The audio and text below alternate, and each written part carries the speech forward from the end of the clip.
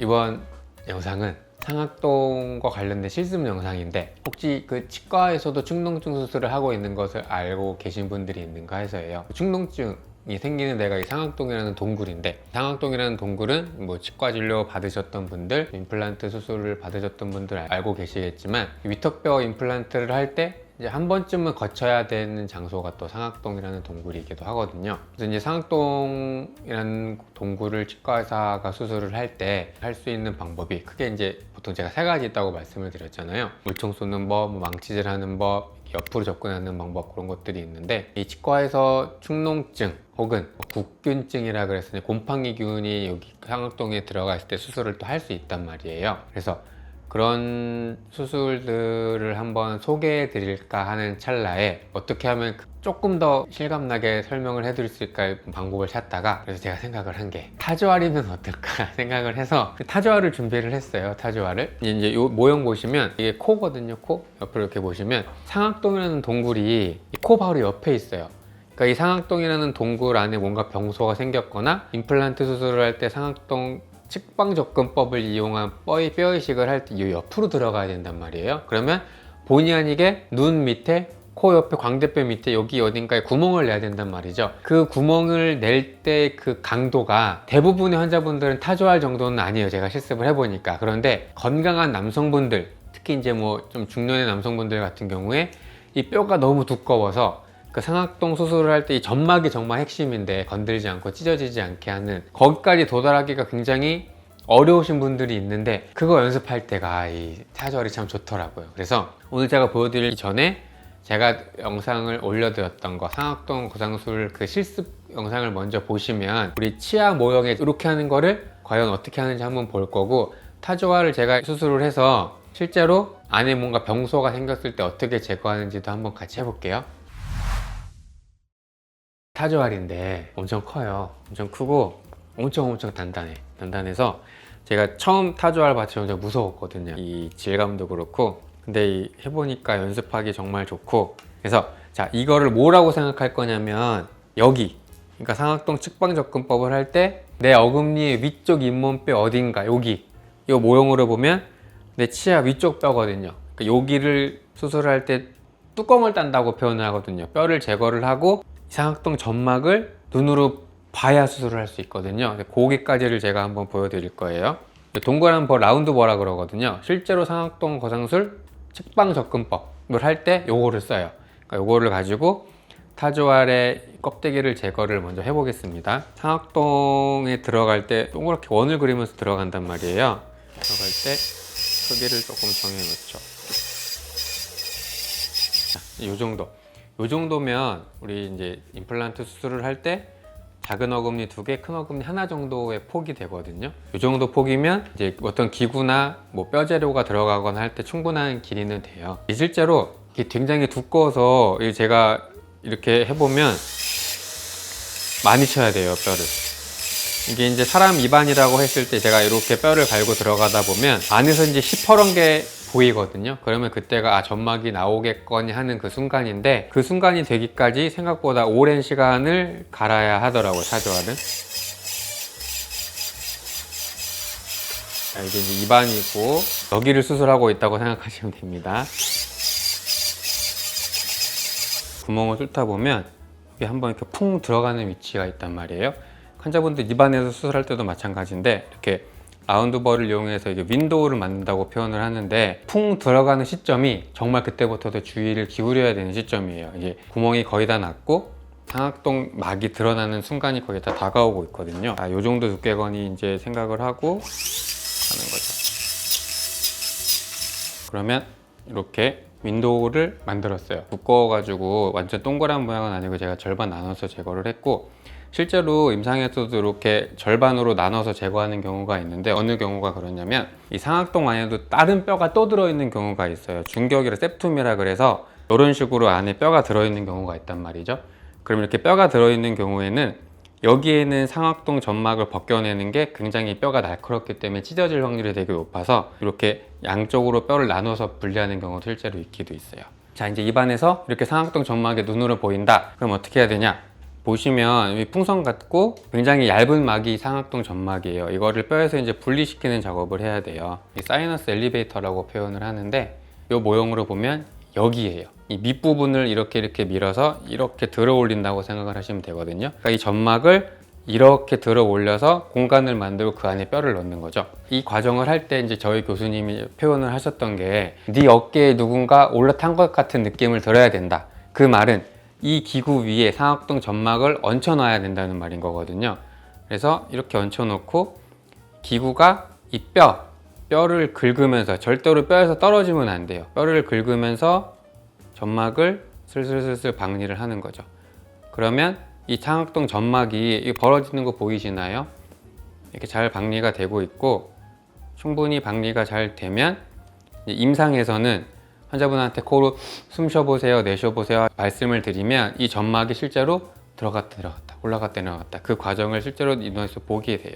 이거를 상악동 점막을 거상한다. 그래서 상악동 거상술인 거예요. 자, 그럼 만약에 이거를 점막을 다 들어 올렸다. 다 들어 올렸으면 안에다가 뼈를 넣어야 되잖아요. 그 뼈가 뭐 별거 아니고, 이 솜이 뼈라고 하면 이 점막을 이렇게 들어 올렸잖아요. 그죠? 들어 올리면 이 뼈와 점막 사이에 뼈를 이렇게 넣어주는 거예요. 이렇게. 그쵸?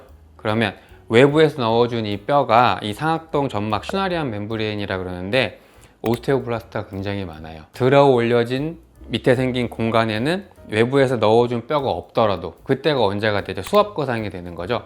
물총을 쐈을 때 이렇게 점막을 들어 올리는 것만 해도 뼈가 만들어지고, 망치질은 뭐죠? 제가 망치질을 퉁퉁퉁퉁퉁 쳐서 이 뼈를 상악동 점막을 들어 올리는 거죠. 그래도 뼈가 잘 만들어지고, 측방접근법 이렇게 해서 점막을 들어 올리고 안에다가 뼈를 넣어주면 외부에서 넣어준 뼈가 이제 딱딱하게 내 뼈가 되어주는 과정. 이게 상악동 거상술 중에서도 측방접근법입니다. 그런데 이 상악동이라는 동굴 안에 이제 병소가 생겼어. 아니면 제가 상악동 거상술 뼈 이식을 해야 될 때 상악동 안에 병소가 있는 환자분들이 있단 말이에요. 그럼 어떻게 해야 돼?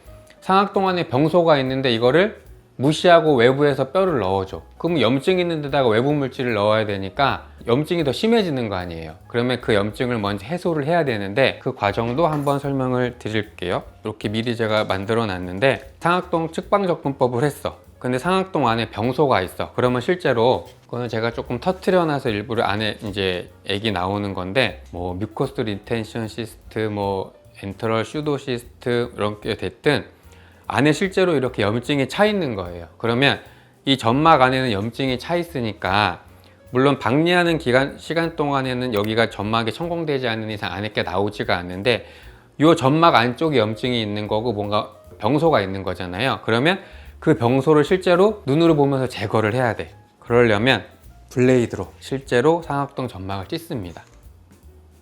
여기다가 이렇게 쭉 찢어요. 펑. 이렇게 되면 어떻게 되죠? 상악동 안에 있는 병소를 끄집어내야 되죠. 그러면 치과에는 이런 석션이 있으니까 안에를 실제로 석션을 해요. 잘 보셔야 돼요. 안에 염증이 있고 술자가 의도적으로 점막을 찢은 거예요. 그러면 그 안에다 석션을 넣어서 빨아들이는 거예요. 실제로 수술할 때도 이런 소리가 나요. 상악동염이 빠져나가는 소리가. 조금 이해가 가시죠? 그래서 상악동 거상술 수술을 할 때 상악동 안에 염증이 있다. 그러면 무조건 저는 상악동 측방접근법으로 접근을 해요. 왜냐? 상악동 안에 있는 병소를 눈으로 확인할 수 있는 방법은 측방접근법밖에 없고, 안에 병소가 있다면 그거를 저희가 제거를 한 상태에서 뼈를 이식을 해야 되니까 의도적으로 점막을 찢고 안에 있는 염증 물질을 석션이나 주사바늘을 이용해서 다 제거를 한 다음에 이제 뼈를 넣게 됩니다. 자, 그런데 CT상에 상악동 점막이 이렇게 부어 있는 경우가 있단 말이에요.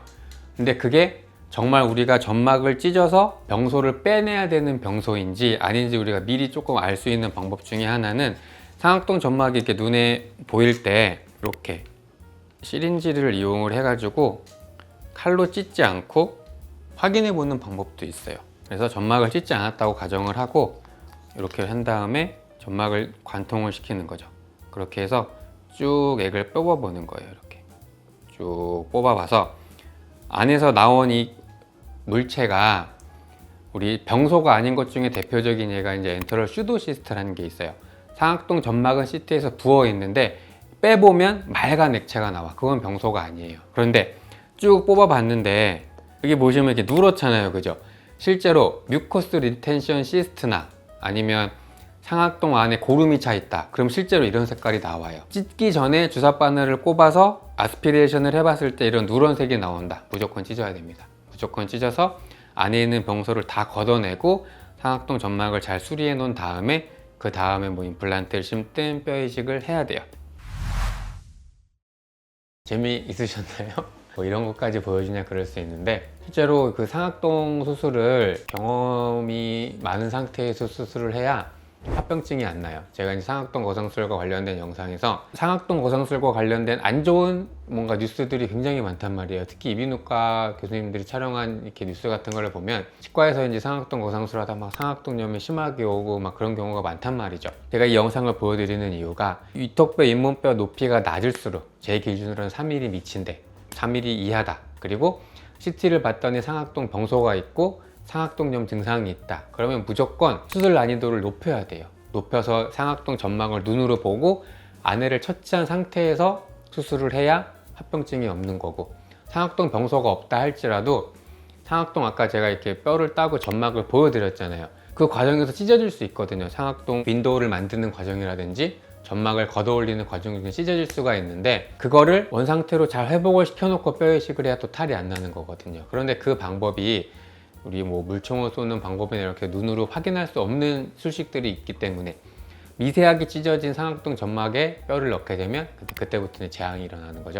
그래서 이제 그거의 중요성을 제가 설명드리고자 타조알 시연을 한 번을 했고, 특히 상악동 안에 병소가 있을 때에는 유일하게 접근할 수 있는 방법이 상악동 측방 접근법인데, 제가 치과에서도 상악동염이나 관련된 여러 가지 수술을 할 수 있다고 말씀드렸잖아요. 제가 다음에 소개해드릴 케이스는 제가 이제 상악동 안에 생긴 곰팡이를 제거하는 수술을 같이 리뷰를 좀 해보면서, 이럴 때는 상악동 안에도 이런 게 생길 수도 있구나, 그럼 처치를 어떻게 해야 되지? 말씀드리는 시간을 가져보도록 하겠습니다.